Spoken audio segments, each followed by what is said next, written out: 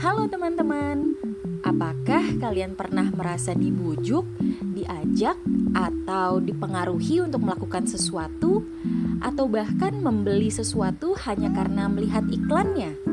Nah, itulah kekuatan teks persuasi. Hari ini kita akan menyelami lebih dalam tentang bagaimana kata-kata bisa memengaruhi kita. Apa itu teks persuasi?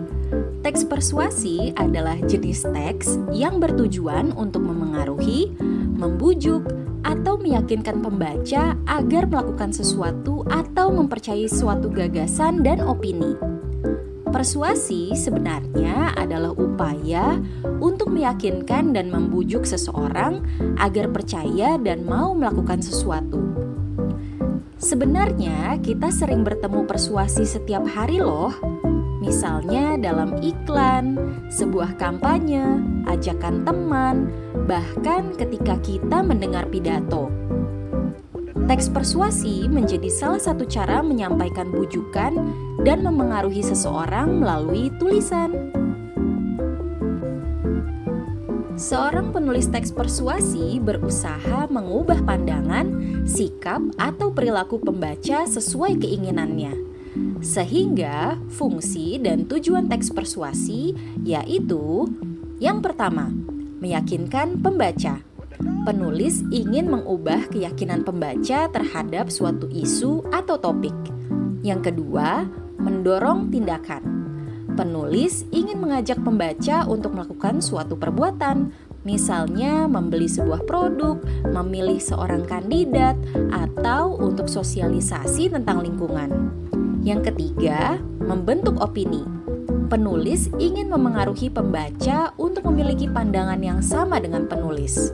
Dan yang keempat, menyelesaikan masalah, seperti memberikan solusi dan membujuk pembaca untuk ikut melakukan solusi tersebut. Teman-teman, siapa yang tahu apa saja sih ciri-ciri teks persuasi? Untuk bisa meyakinkan, teks persuasi tentunya memiliki ciri-ciri khusus loh. Teks persuasi harus mengandung data dan fakta dengan menyertakan bukti untuk memperkuat argumen dan membuat pembaca percaya.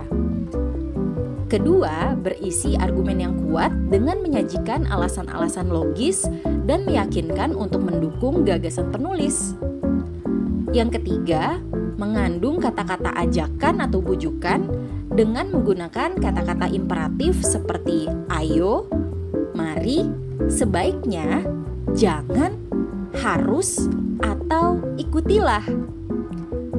Lalu, teks persuasi juga harus bisa menghindari konflik agar pembaca tidak kehilangan kepercayaan atau simpati.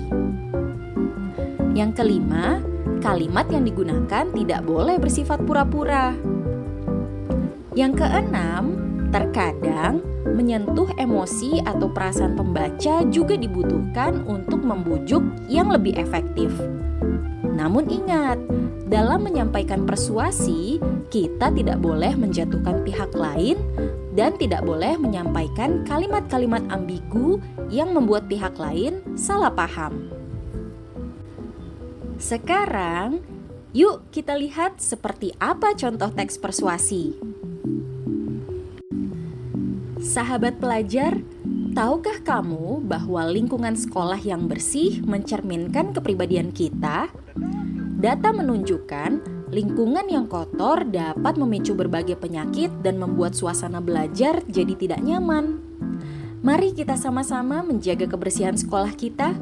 Buanglah sampah pada tempatnya, pilah sampah organik dan anorganik. Dengan lingkungan yang bersih dan sehat, kita akan lebih fokus belajar dan meraih prestasi. Hendaknya kita peduli demi masa depan yang lebih baik. Yuk, mulai dari diri sendiri. Dari isu pentingnya kebersihan lingkungan sekolah, kita dapat melihat fakta bahwa lingkungan kotor dapat memicu penyakit dan menyebabkan suasana belajar tidak nyaman. Dalam teks ini juga terdapat bujukan pada kata mari, buanglah sampah pada tempatnya, hendaknya, dan juga pada kata yuk. Kini kita mengetahui bahwa teks persuasi dapat menjadi alat yang ampuh untuk memengaruhi dan membujuk. Dengan memahami ciri-ciri dan tujuan dari teks persuasi, tentunya dapat membantu kita menjadi pembaca yang kritis dan penulis yang efektif. Teman-teman, bersiaplah untuk menguji pemahaman kalian. Mari kita mulai mengerjakan soal ujian teks persuasi dengan memindai kode ini. Ingat, jawablah semua soal dengan tepat, jujur, dan percaya diri. Semoga berhasil.